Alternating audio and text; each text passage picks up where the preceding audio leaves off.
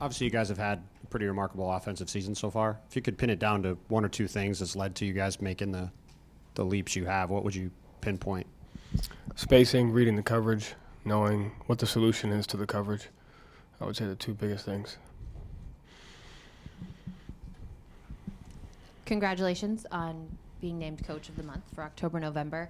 Does that, I know you're not big on accolades, but does that kind of show the whole sandcastle thing that you guys are, with success comes recognition?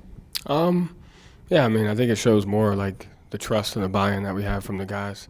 So we're appreciative of that, and it shows the well-roundedness of our staff. And so I don't think the staff gets enough credit for, since all this started, their ability to just buy in and push forward. And so the guys we have are great as far as their work ethic. I think they build great relationships with the players, and they're always prepared. And so I think it says a lot about the people we have, in the organization, the trust, the buy-in, the work ethic. I brought up sandcastles because Jayson mentioned it the other night. Where did that analogy come from, and what is the message that you're trying to send with that?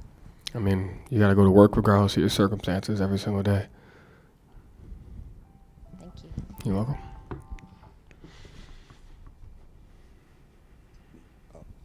Along those lines, you winning Coach of the Month, Coach, how surreal is that? I mean, 6 months ago, you were an assistant and getting ready for the NBA Finals. Less than 2 months to the season, you're awarded Coach of the Month. Like, how surreal is that? And what do you do to sort of stay in the moment and not think big picture-wise and thinking, this is all happening so fast? I mean, stay in the moment because I'm sure I'll do something dumb during this game, so that'll bring me back down to earth. But I'm just grateful. I'm very grateful. I'm blessed for the opportunity that I have.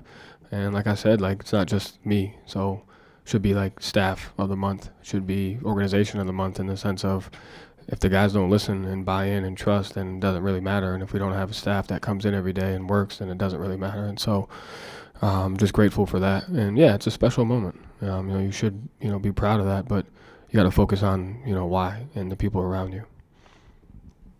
Yeah. Hi, Joe. Congratulations again. Thank you. Yeah. Toward the end of the game, or actually most of the game, they were running two guys at Jayson. Do you expect to see more of that from opponents? And also, Miami uses a lot of zone. Without revealing too much, what's your take on both of those? Yeah, I mean, I think it's all the solution's the same. It's, create 2-on-1s, and if they're going to run two guys at Jayson, that means there's 2-on-1s on both sides of the floor, and then we have to do a great job of reading the 2-on-1 and then making the right play. And the same thing against zone. You got to find the 2-on-1s, and you got to just, create the advantage. So I think our guys have done a great job just noticing what coverage the guys are in and then finding the best solution, which is, reading where the advantage is and then take advantage of it. Joe, back-to-back home games, obviously in 3 days against the same team. What do you like about these home and homes with opponents coming to your arena? And what maybe do you not like? I mean, I don't not like anything. It's just a game, but I do like the idea of it could be somewhat like a playoff scout, and so finding what you did well last game, finding what you could do better, and then finding where you need to adjust. And so it gives us a little bit of practice of that, and so it's a good opportunity for us. Joe, training camp happens, you become coach, Rob has surgery. You decide to go with Derek White in the starting lineup preseason and pretty much most of the regular season here. What kind of led you to that decision, and what was kind of the process that got you there?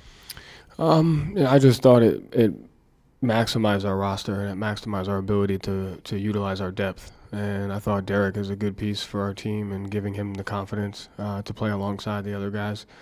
And then it allows us to be versatile. And so when we do go and start somebody else, we can play a little bit bigger and we can do different things. So I thought it was what was best for our team's roster. He gets here midway through last year. How do you kind of get to know him, and how has he just kind of looked more comfortable with these things you kind of say that have impacted his success this year? Yeah, I mean, he's a great teammate, so the people really like playing with him. He's got a humility about him to just kind of take what comes at him on and off the court, and I think he's done a great job earning the respect of his teammates. I have two more. Nice. First of all, how does Jimmy Butler's return change things for you guys? Yeah, I mean, I think they'll be a little bit more aggressive on a defensive end. I would expect them to kind of be a little bit more man-to-man and switching because of his ability to defend. And he's a great player on the offensive end, getting out in transition, getting to the free throw line and rebounding the basketball and making plays for his teammates. So, he presents a challenge, that we didn't see in the last game. And so we got to be sharp and ready for that. And then after tonight, you guys head out on a 6-game road trip the next 13 days or whatever it is. What is the approach, the mentality? Do you like, being gone that long and facing a number of tough challenges? It's the next 6 games on the schedule. I think the idea is you can always find an excuse. And so just don't look for an excuse. And, I trust our guys to, regardless of if it's a back-to-back, if it's the 5th of 6 games, that we'll give it everything that we have. And we just got to look for moments to be, to have the mental toughness to get through it. I think our guys do that. Thank you. Thank you. Thank you.